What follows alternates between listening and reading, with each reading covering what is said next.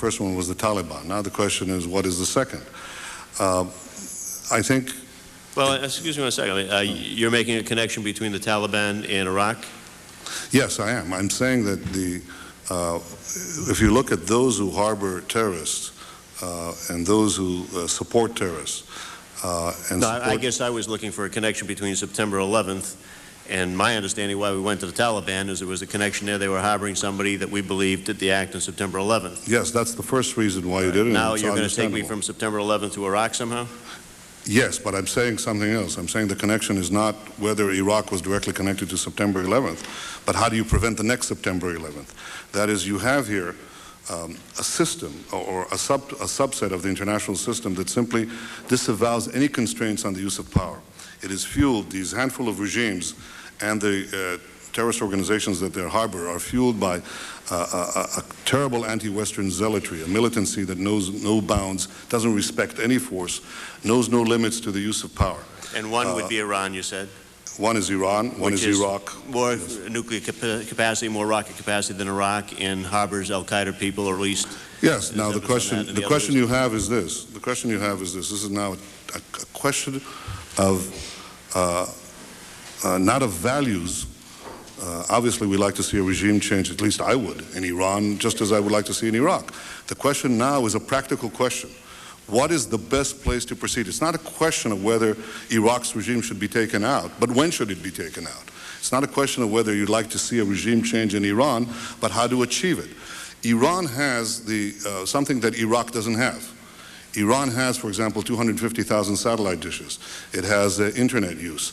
I once said to the heads of the CIA when I was prime minister that if you want to advance regime change in Iran, you don't have to go through the CIA cloak and dagger stuff. What you want to do is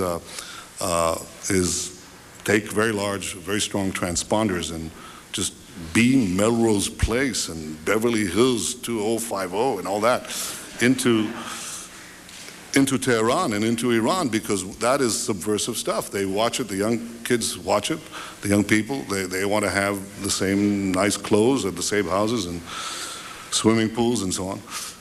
And that is something that is available in internal forces of dissension that are available in Iran, which is paradoxically probably the most open society in that part of the world. It is a lot more open than Iraq, which is probably the most closed society out there. And therefore you have no ability to foment this kind of dynamic inside Iraq. So the question now is, choose. You can beam Melrose Place, but it may take a long time. On the other hand, if you take out Saddam's regime, I guarantee you that it will have enormous positive reverberations on the region. And I think that people sitting right next door in Iran, young people, and many others will say, the time of such regimes, of such despots, is gone. There is a new age, something new is happening. And that is speculation on your part, or you have some evidence to that effect? You know, I was asked the same question in 1986. I had written a book in which I had said that the way to deal with terrorist regimes, well, with terror, was to deal with the terrorist regimes. And the way to deal with the terrorist regimes, among other things, was to apply military force against them. The way we did in Afghanistan.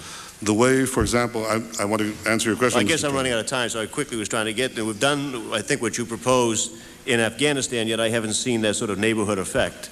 Well, I think there's been an enormous effect.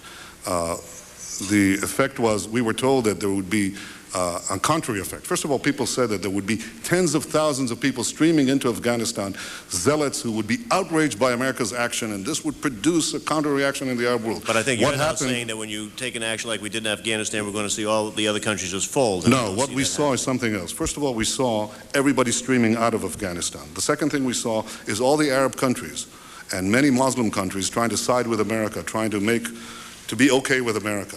The application of power is the most important thing in winning the war on terrorism. If I had to say, what are the three principles of winning the war on terror? It's like, what are the three principles of real estate, the three L's, location, location, location?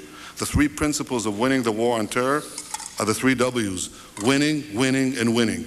The more victories you amass, the easier the next victory becomes. The first victory in Afghanistan makes the second victory in Iraq that much easier. The second victory in Iraq will make the third victory that much easier too, but it may change the nature of achieving that victory. It may be possible to have implosions taking place. I don't guarantee it, Mr. Turney, but I think it makes it more likely, and therefore I think the choice of Iraq is a good choice. It's the right choice. Yeah. Ms. Varela? Mr. Yes, thanks, Varela?